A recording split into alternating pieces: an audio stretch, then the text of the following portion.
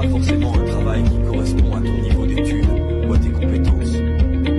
Cherche d'abord un travail qui te permettra de vivre tranquillement.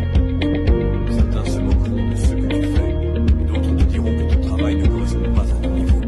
C'est peut-être vrai. Que faire alors? Rester à la maison et conserver ta dignité, ou aller travailler et gagner ta vie? Même ta dignité ne réside pas dans le prestige du travail que tu fais, mais dans la manière dont tu le fais. Si tu fais bien ton travail, il aura beaucoup de valeur. Peu importe ce que les autres disent ou pensent de ce que tu fais. Ce qui compte, c'est de gagner ta vie dignement. Surtout, sois patient et intègre. C'est ta simplicité qui te fera monter des niveaux.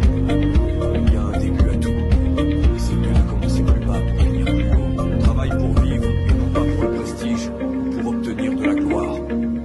Ne néglige pas un travail sous prétexte qu'il pourrait te causer de la honte. S'il peut te permettre de vivre dignement, alors c'est un bon travail. Tout le monde n'a pas la chance d'avoir un emploi. Alors ne cherche pas forcément un travail qui correspond à ton niveau d'études ou à tes compétences. Cherche d'abord un travail qui te permettra de vivre tranquillement. Certains se moqueront de ce que tu fais, et d'autres te diront que ton travail ne correspond pas à ton niveau.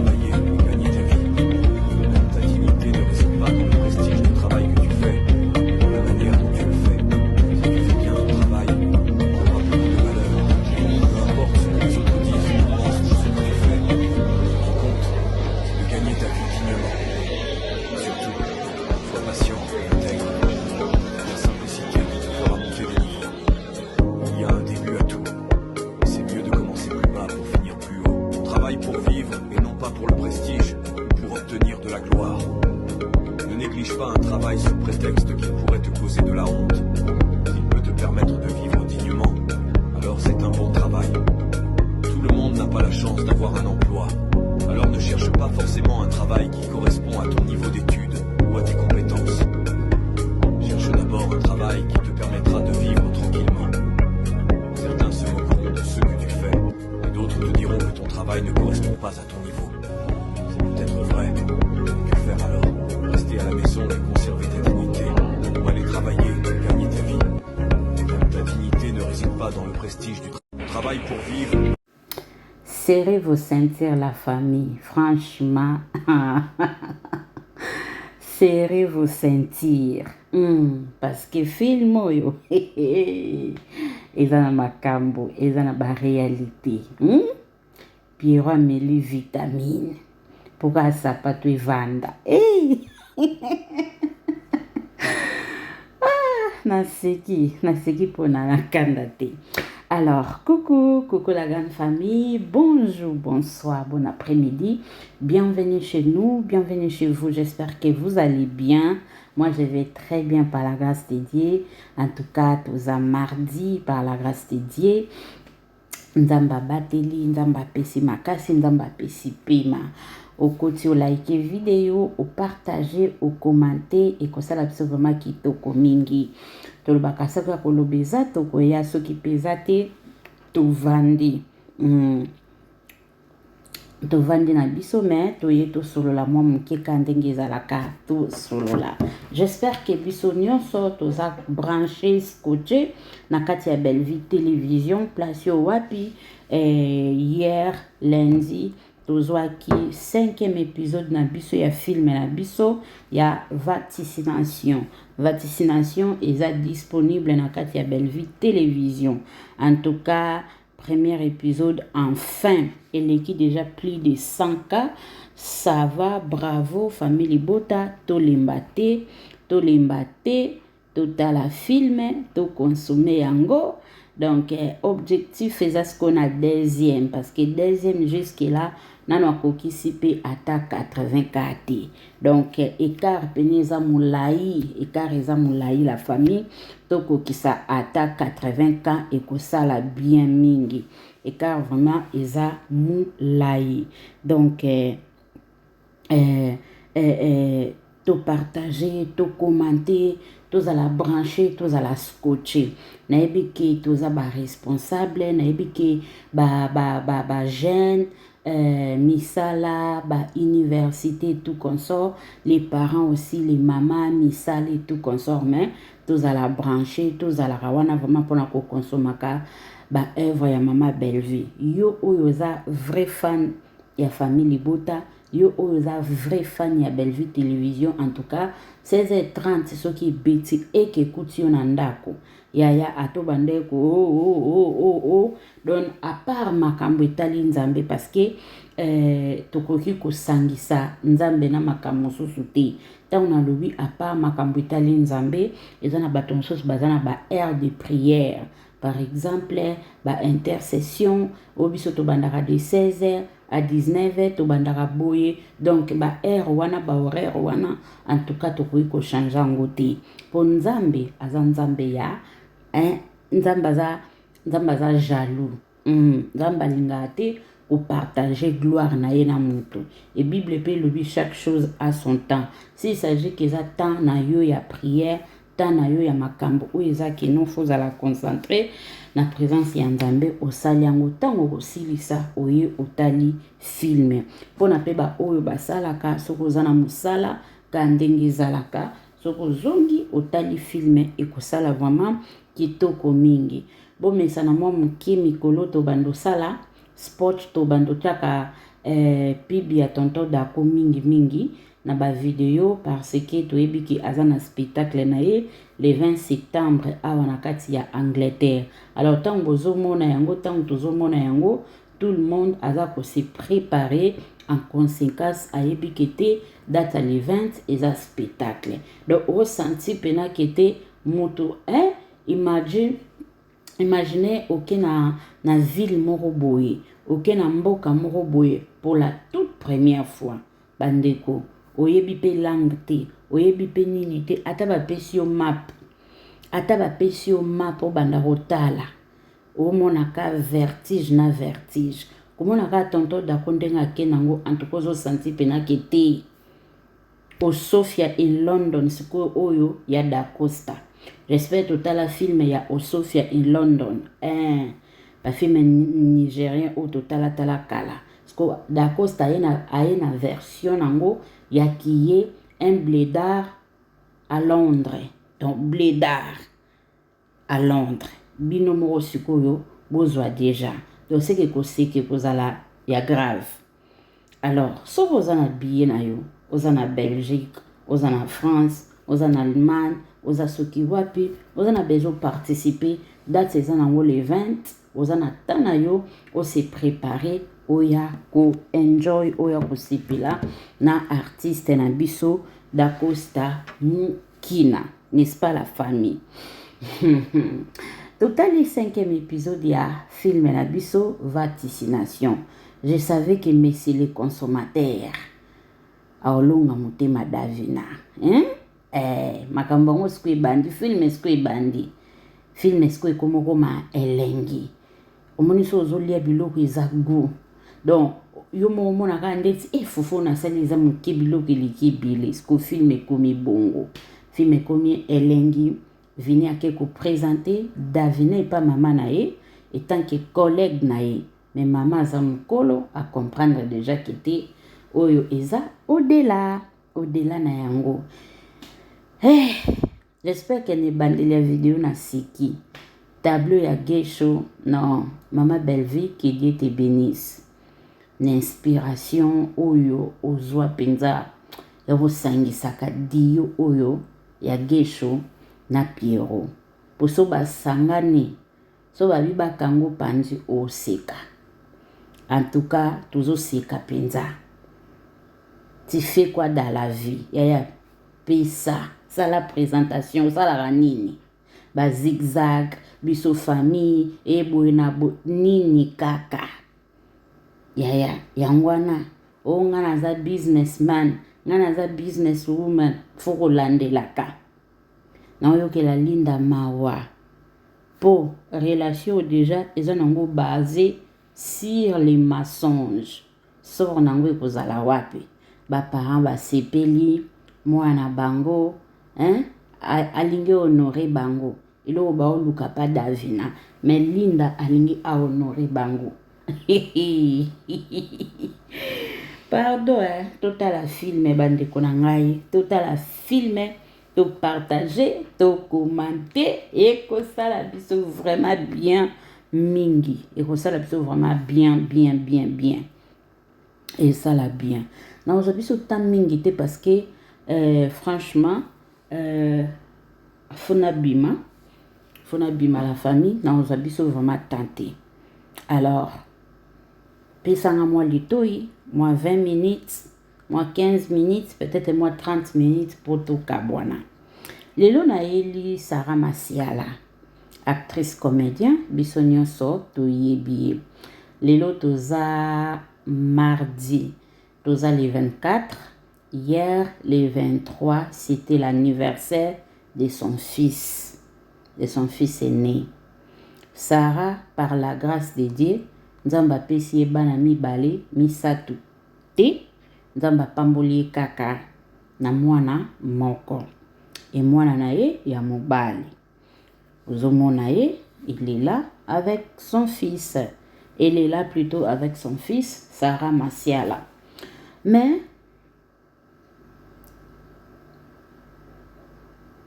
ce qui m'a tiqué, bato ebele bakanisa Sarah deti dernièrement awa ba vidéo na ye euta kobima bazo swana soit dizana mbanda et ex mobile aboya ye et tout consort. Koyoka babiloko wana kobota bana bazokola kotalaka babiloko wana koyoka kango ezosalaka pasi. Oui, tout le monde à moi a exposé vraiment moi na été na kati ya réseaux sociaux, ce qui est vrai. Mais moi na pe aza déjà na âge oyo ayebi makambo, ayebi mabe na malamu, ayebi nini ezoleka na kati ya société, si on peut le dire. Mais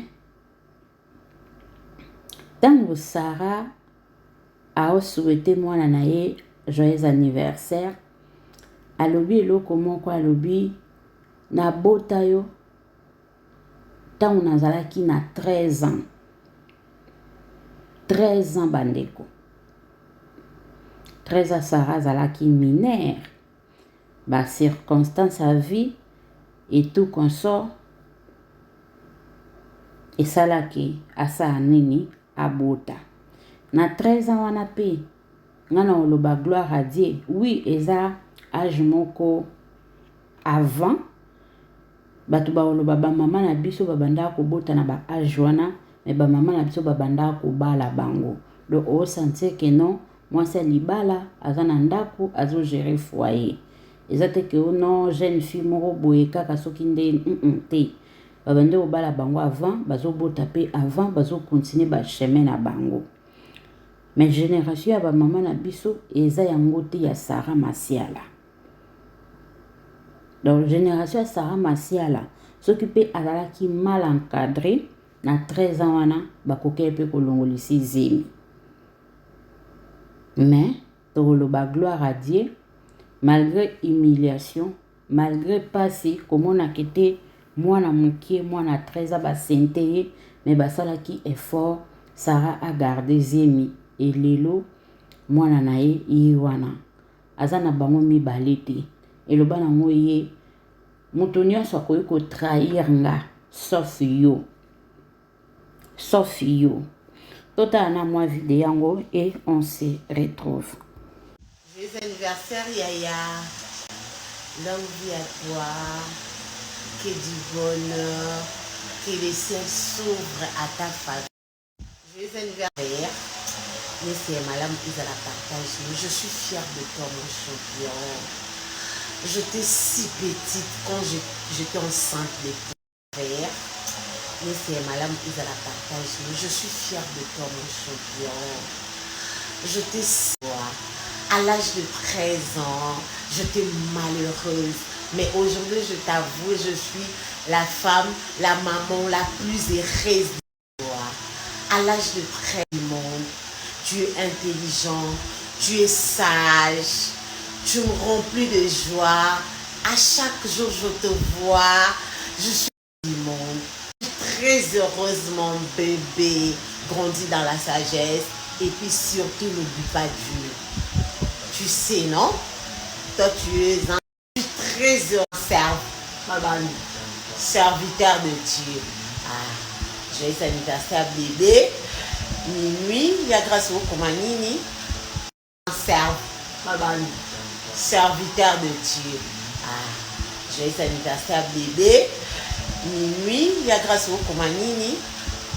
Joyeux anniversaire à toi, mon chéri. Je t'aime et je t'aimerai. Oh, mon amour pour la vie. Tu es le seul homme. Joyeux anniversaire à toi, mon chéri. Et tu ne vas pas me trahir. Même si je fais des bêtises, des conneries, tu ne vas pas me trahir. Mais je serai maman. Et tu ne vas pas me trahir. Même si je fais des bêtises, des conneries, tu ne vas pas me trahir. Mais sache, je ne ferai pas de conneries pour toi. Ni pour papa, ni pour moi-même. Je te promets. Sache, je ne ferai pas de conneries pour toi. Ni pour papa, ni pour moi-même. Je te promets. Sache.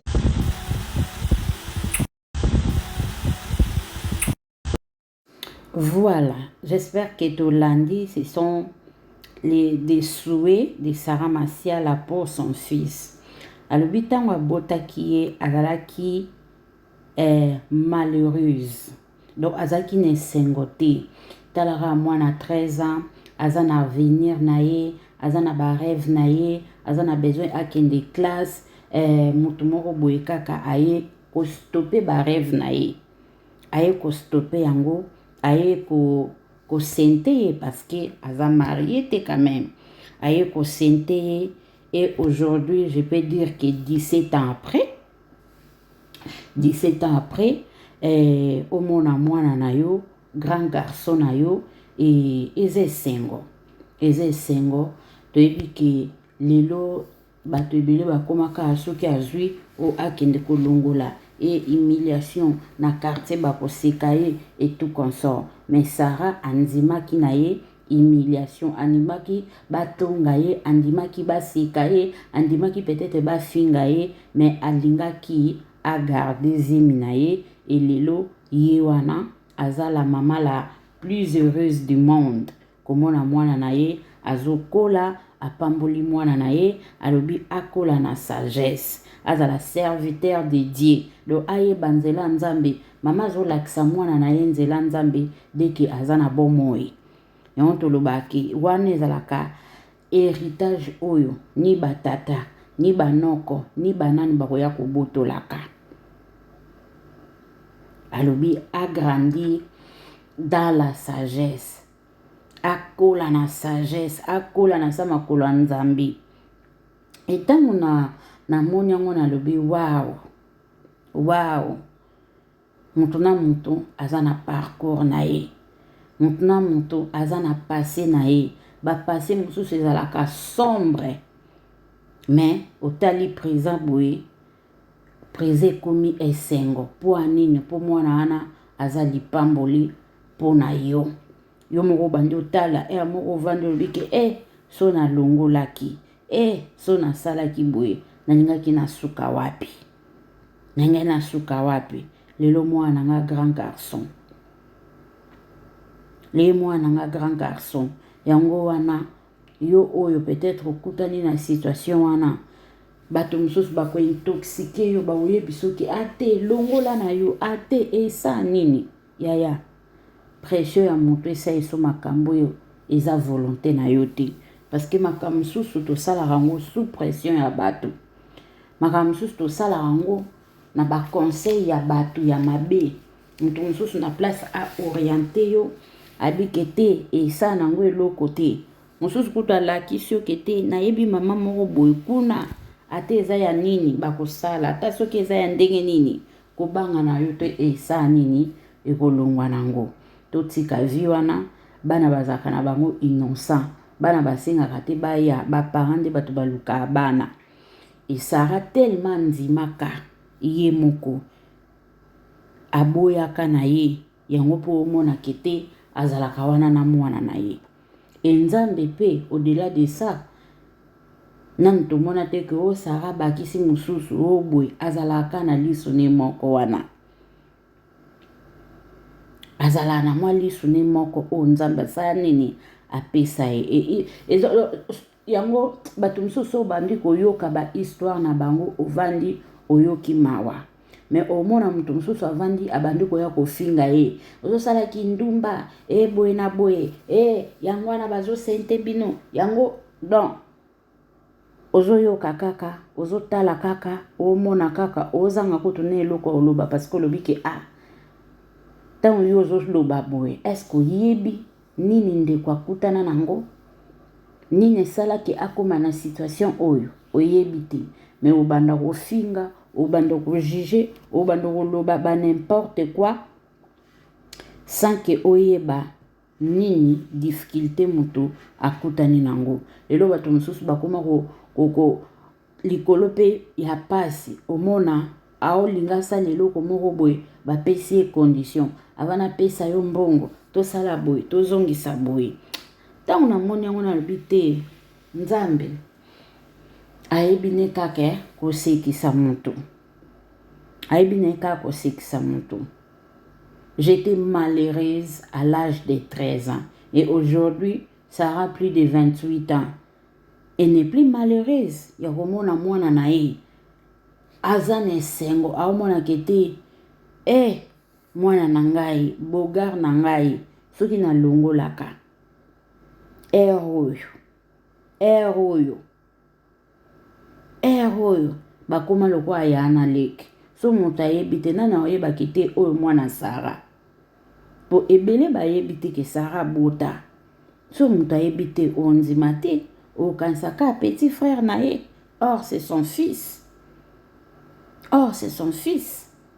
En tout cas bravo na éducation. Et au moins aussi les garçons il est très bien éduqué. Au moins naza posé, au moins naza calme. Azo éducation ya maman ya muta maboke. Mais muta maboke azo éduqué mwana na très bien. Azo tangisi paye très bien. Alors rendez-vous ezaka moko. Rendez-vous eza na chaîne 30 na kati ya Bellevue Télévision. Tout à la filmer, tout partager, tout commenter et que ça la bien. Donc on a 6e épisode lelo pour photo yeba suite. Photo yeba what's next après la présentation. Je vous aime. Bonne journée. Na bino bisika wapi bokozwa libaku ya kolanda video oyo. Soki eza mbano liboso ya kolanda biso partager, commenter, ceux qui n'ont pas abonné te ko s'abonner za nango gratuit. O cliquer kaka s'abonner, allez ozui cloche wana ya notification o fini yango e bando permetaka yo ozwakaba élément na biso na temps réel. Tokutani mbalasima soki yesu masia azongite bisous bye bye. Joyeux anniversaire Yaya, longue vie à toi, que du bonheur, que les ciels s'ouvrent à ta famille. Joyeux anniversaire, c'est Madame Isala Partage. Je suis fière de toi mon champion. J'étais si petite quand j'étais enceinte de ton frère. Mais c'est Madame Isala Partage. Je suis fière de toi mon champion. J'étais si... À l'âge de 13 ans, j'étais malheureuse. Mais aujourd'hui, je t'avoue, je suis la femme, la maman la plus heureuse de toi. À l'âge de 13 ans, tu es intelligent, tu es sage, tu me remplis de joie. À chaque jour, je te vois, je suis du monde. Très heureusement, bébé, grandis dans la sagesse et puis surtout, n'oublie pas Dieu. Tu sais, non? Toi, tu es un très heureux serviteur de Dieu. Joyeux anniversaire, bébé. Minuit, il y a grâce au Komanini. Serviteur de Dieu. Joyeux anniversaire, bébé. Minuit, il y a grâce au Komanini. Joyeux anniversaire à toi, mon chéri. Je t'aime et je t'aimerai. Oh, mon amour pour la vie. Tu es le seul homme. Joyeux anniversaire à toi, mon chéri. Et tu ne vas pas me trahir. Même si je fais des bêtises, des conneries, tu ne vas pas me trahir. Mais je serai maman, maman. Et tu ne vas pas me trahir. Même si je fais des bêtises, des conneries, tu ne vas pas me trahir. Mais sache, je ne ferai pas de conneries pour toi. Ni pour papa, ni pour moi-même. Je te promets. Sache, je ne ferai pas de conneries pour toi. Ni pour papa, ni pour moi-même. Je te promets. Sache.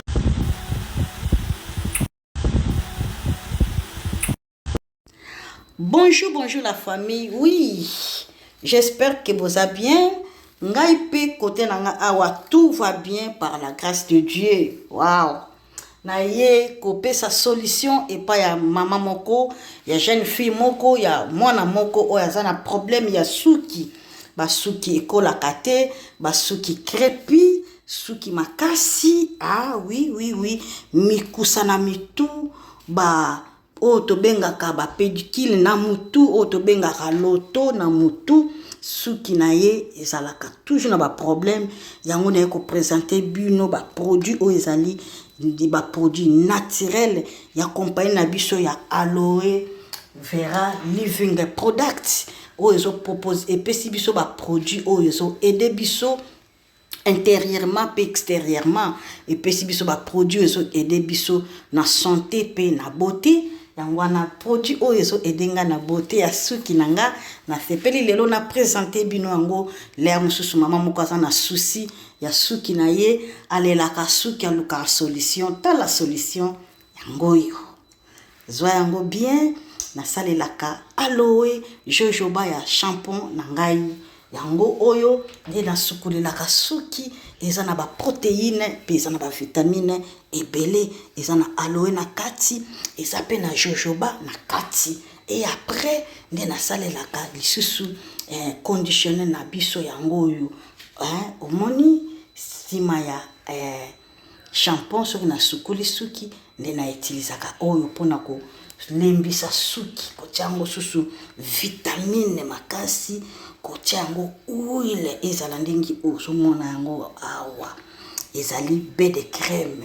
Alors sima ya bain de crème na ngai natiaka aloe fest omoni biloko na biso nyonso tu eza na aloe teleme eza na ba vitamine ebele yango ezoko nourrir suki na ngai omona yango ndenge eza kitoko milai eleki banwani ta yango ekiti eza naturel eza défrisé te ko défrisaka bana suki te mama po ezali na ba produit chimique na kati ezo bebisa bana ba hormone ezo pesa bana à la longue problème ya stérilité komeka te kosalelaka ba produit ya ba défrisant wana salelaka ba produit naturel sukulaka bana na shampoing oyo ezali naturel pe ba bain de crème na biso eza naturel sima kosalela fest na yaka kozwaka aloe geli na ngai na tie na ba cuir chevelure na ngai nyonso wana eza ba vitamine pour que ebotisa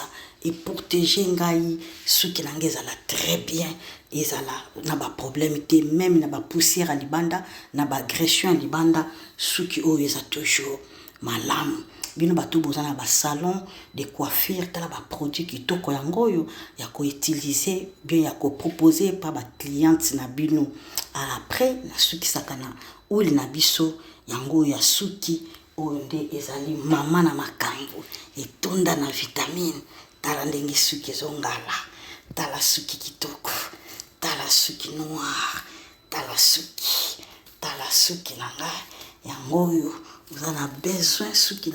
Merci beaucoup.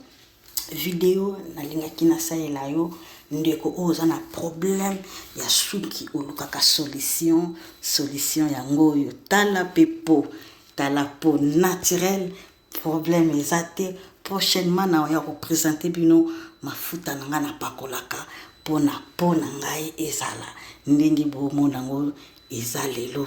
Merci, je vous aime. Merci beaucoup.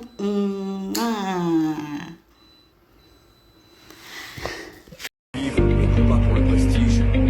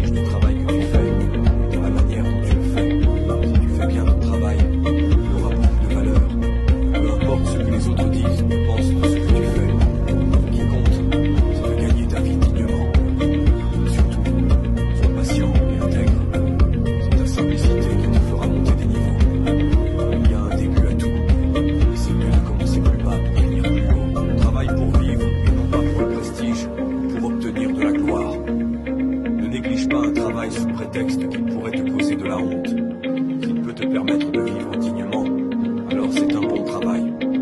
Tout le monde n'a pas la chance d'avoir un emploi. Alors ne cherche pas forcément un travail qui correspond à ton niveau d'études ou à tes compétences. Cherche d'abord un travail qui te permettra de vivre tranquillement. Certains se moqueront de ce que tu fais, d'autres te diront que ton travail ne correspond pas à ton niveau. C'est peut-être vrai. Que faire alors? Rester à la maison et conserver ta dignité, ou aller travailler et gagner ta vie. Ta dignité ne réside pas dans le prestige du travail que tu fais, mais dans la manière dont tu le fais. Si tu fais bien un travail, tu auras beaucoup de valeur. Peu importe ce que les autres disent ou pensent de ce que tu fais. Ce qui compte, c'est de gagner ta vie dignement. Surtout, sois patient et intègre. La simplicité qui te fera monter des niveaux. Il y a un début à tout. Et c'est mieux de commencer plus bas pour finir plus haut. On travaille pour vivre et non pas pour le prestige ou pour obtenir de la gloire. Ne néglige pas un travail sous prétexte qu'il pourrait te causer de la honte. S'il peut te permettre de vivre dignement, alors c'est un bon travail. Tout le monde n'a pas la chance d'avoir un emploi. Alors ne cherche pas forcément un travail qui correspond à ton niveau d'études ou à tes compétences. Cherche d'abord un travail qui te permettra de vivre tranquillement. Certains se moqueront de ce que tu fais, et d'autres te diront que ton travail ne correspond pas à ton niveau. C'est peut-être vrai. Que faire alors? Rester à la maison et conserver ta dignité, ou aller travailler et gagner ta vie. Ta dignité ne réside pas dans le prestige du travail pour vivre. Bonjour, bonjour, Bandeko. Oui, j'espère que vous allez bien. Ici, vous allez, voilà. Je vais présenter biso juste produit na biso ya aloe vera gel. Oyo bozomona awa oyo nalingi namela sikoyo. Produit na biso ya aloe vera gel eza produit moko naturel. Ezo traité biso na ba maladie ebele na nzoto. Eza complément alimentaire, eza antioxydant. Na éviter soki bisika ozolanda biso, soki oza un problème ya tension, oza un problème ya diabète, oza un problème ya insomnie, on a problème ya constipation, on a problème ya ba douleur na nzoto pasi, on a problème ya estomac, on a problème ya ba pota, produit oyo eza tellement makasi, on a problème ya mbasu, on a problème nyonso to ezo déranger yo. Vraiment benga biso na plus 44 79 853 et 90 849 pona ozwa produit oyo esunga yo na santé na yo okoma na kimia. Merci beaucoup.